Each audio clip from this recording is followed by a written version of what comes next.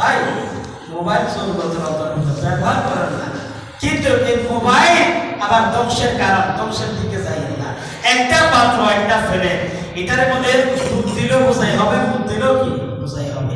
আপনার মোবাইলের মধ্যে একটা মেমোরি কার্ড আছে 4GB, 2GB, 1GB, 8GB, 16GB, 64GB, যত জিবি ঢুকান না আপনার অন্তরম শ্রোতায় যে তারা অক্কার মোলামায় কেরামের বয়ানে ডাউনলোড করে বলেন, শুনেন না।